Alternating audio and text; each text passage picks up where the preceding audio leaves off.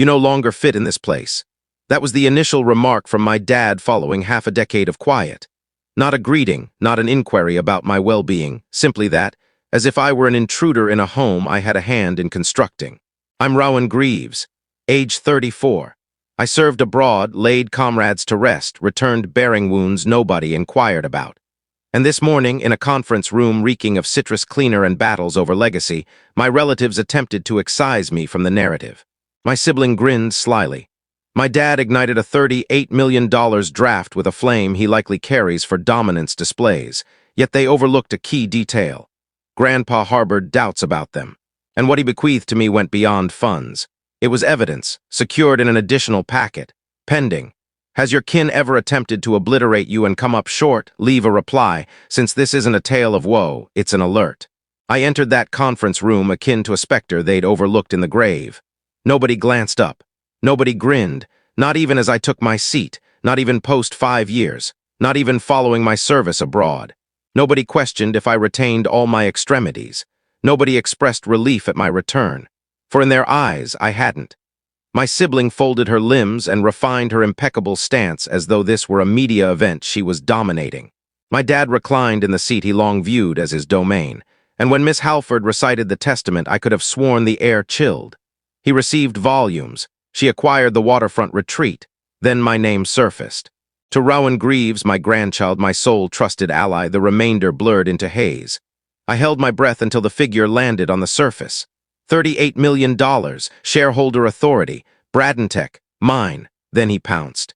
Leonard, my dad, seized the draft as if it offended him. You believe this restores you? He uttered.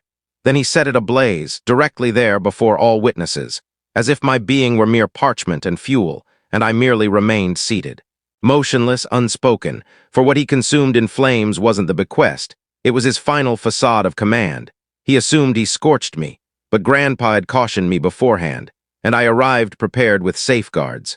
Nestled within my jacket lining, still intact, still poised, I departed the conference room devoid of fury. I exited hollowed out, as though an extractor had drawn the final trace of me from the ledger. No shouts, no confrontation. Merely the subdued echo of my footwear on timber surfaces, floors they never intended for my steps again. The prior occasion I returned from duty, it was during Thanksgiving feast. I'd been absent 18 months. Frontier Guard, Escort Security, Syria, I re-entered with echoes in my hearing and 2 fewer companions. Leonard lifted his gaze from his periodical and remarked, "You failed to correspond." That constituted the entirety. No embrace, no pride expressed, just hush. My chamber had vanished, not merely altered, vanished, recoded in neutral tones, 2 artificial blooms, a mounted inscription regarding serene seas and tranquil thoughts. The portal that formerly bore Rowan now declared visitor. I recall lingering in that corridor, clutching my bag, pondering perhaps I hold no presence here any longer. Aura glided by with a mug of mint infusion. Didn't halt. Avoid theatrics, she advised. You were absent merely a year and a half. I departed the following dawn, relocated to a decaying flat above an auto repair bay. Took guard duty while anticipating my benefits paperwork. Refused aid from anyone, anticipated none. Yet periodically a funds transfer would appear, sufficient to sustain illumination. No originator listed, simply M. Greaves, Grandpa, no communications, no messages, just provision. The identical individual who appeared with footwear matching my measure when I was 12 and instructed, "You needn't be boisterous to occupy volume." The same individual who passed me a packet over a cafe table mere weeks prior to his passing and directed, refrain from unveiling this unless they attempt to incinerate it. And they did, thus I did. The draft served as mere prelude. The blaze wasn't the conclusion, it served as the catalyst. That evening I perched in my flat, packet on the surface, pulse racing. I hadn't unveiled it yet, I wasn't prepared. But an inner voice murmured they haven't concluded. Thus I examined my financial application, malfunctioned. Then profile unavailable, attempted anew. Identical result, plastic declined, reserve plastic declined. I contacted the institution. The agent sounded as if he'd prefer any other locale. "Madam, your profile is designated dormant." "What implies that?" He hesitated, passed, verified. 2 weeks prior, I disconnected, thorax constricted. Extremities frozen. My designation had evaporated. Subsequent destination, licensing office. Endured an hour's wait. Upon presenting my credential, the attendant furrowed her brow. You're noted as officially departed. I'm present in flesh. I comprehend that, she responded. However, the database doesn't. The declaration struck like a marksman's projectile. Officially departed. Afield, I lingered on the pavement akin to a phantom lacking proper interment. Then I spotted her. Opposite the avenue, eyewear oversized for a clouded sky. Wrap too recognizable, my mother's wrap. The one she asserted misplaced ages past. She refrained from signaling. She refrained from winking. She merely observed, as one verifies if an inferno has fully subsided. I traversed the avenue. She dissipated. Returning home, I breached the fastening on Grandpa's packet. Within, a certified asset conveyance and a data stick. The true bequest had shifted already, discreetly, safely, permanently. The draft they incinerated, merely a ruse. He anticipated, he'd foreseen throughout. On the data stick, transaction records, equity holdings, ballot privileges, evidence, judicial. Immaculate, I ought to have sensed ease. But upon attempting access to the associated profile, yet another fault. Then a notice. Profile terminated. Cause, patron departed.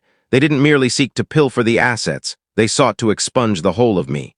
They presumed I'd shatter, that I'd fade soundlessly like a flawed whisper, but I'd been schooled in conflict. And this amounted to a juridical raid with superior illumination. I summoned Sylvia Marsh. Service members, juridical supporter, evolved into independent resolver. The sort of female who formerly litigated against the Defense Department and prevailed. She unlatched the entry in lounge attire, elite academy jurisprudence sweatshirt, and declared this had best be unlawful. It is, I stated. Excellent. She flung me a portion of chilled pie. Consume. You appear as a phantom harboring resentment. I delivered her the entirety, counterfeit demise document, imitated endorsement on the asset conveyance, nullified credential. She perused the sheets as if engaged in cards with a favored hand. Typical offshore facade entity careless. Then she beamed. They registered you as past to assert you withdrew willingly. That's scriptural. She summoned Miles Crow, a document forensics specialist with the demeanor of a blade. In moments, he identified the bogus endorsement. Derived from your 2018 service form, he indicated, observe this curve in your G, authentic to you. Yet here, devoid of curve, it's a reproduction, a crude one. Then Sylvia appended, they shifted 40% of your ballot equities to a containment entity beneath Leonard's property conveyance. He was arranging to list Bradentech openly sans you. But it's deception, I stated.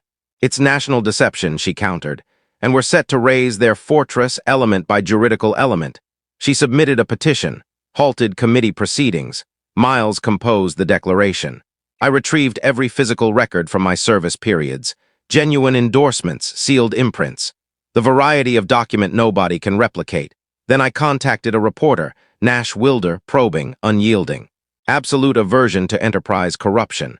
I provided him the full set. He didn't flinch. You desire this subdued? No, I replied, I desire it enduring. The tribunal affixed its seal. The committee suspended their maneuvers. The media interred their account. But I didn't linger for festivities. I departed sans utterance. No triumph circuit, no forewarnings, merely the resonance of my footwear on masonry. I didn't reconstruct the dwelling that sought to entomb me. I erected anew, from the foundation upward, a commercial space. Obscured, subdued, no inscription, no media announcement. Just 4 phrases Grandpa inscribed in his concluding missive. Construct something they cannot expunge. Thus I did. I initiated the Greaves Initiative, service members, females, progressive. We delivered juridical support, shelter connections, sensitivity-aware guidance. No mottos, merely tangible assistance. Our initial beneficiary, a female released undesirably for disclosing mistreatment. All she sought was acknowledgement. Thus I attended. And presently every designation they endeavored to mute forms another element in this venue, not a memorial, a departure point.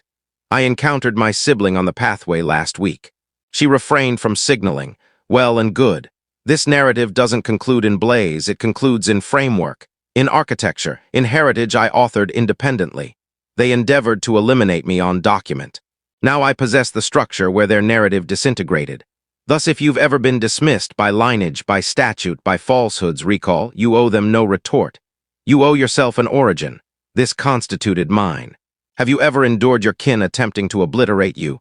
Juridically, sentimentally, or monetarily, post your account beneath. No critique, no disgrace, merely the reality.